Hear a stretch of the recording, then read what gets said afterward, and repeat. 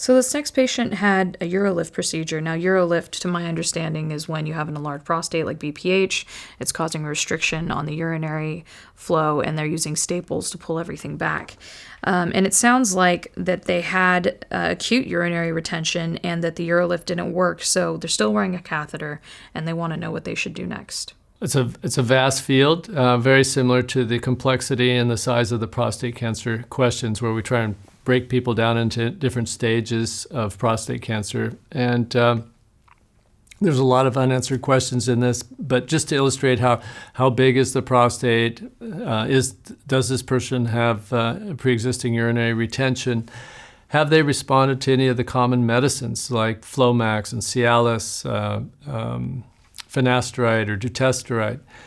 And we often want to start off with medicines because they have reversible side effects. If a person has already exhausted all those things and the Urolift has been unsuccessful and the prostate's not inordinately humongous, which let's say over 80 cubic centimeters, they could consider something like a Rezum procedure, which can open up the urinary passageway. Then there's other things, more rigorous things, laser treatments, transurethral resections, so-called Turps, aqua ablation, and all these different interventions, when they're called for, are potentially effective.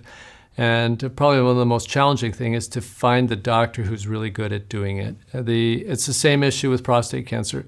Once you decide on a treatment, you're halfway there. You then need to start vetting the different people who are positioning themselves as experts. Are they truly skilled and talented at this procedure? Have they done a lot of procedures? Have they had good outcomes? It's always difficult to get to the bottom of that question, and you perhaps never completely answer that question, but you certainly want to make a good run at trying to understand if the doctor who's proposing to do something irreversible to your body is really got skills for this. It can't be undone later. It needs to be done right the first time. And is Rezum the mechanism where they use steam in order to open up or relax the prostate muscle? Yeah, so they something is inserted up the penis and it fires high temperature water or steam laterally to open up the passageways. Rezum's claim to fame is that it has somewhat less or lower incidence of retrograde ejaculation. A lot of times when you cut the prostate out with lasers or aquablation, men will have dry orgasms for the rest of their lives.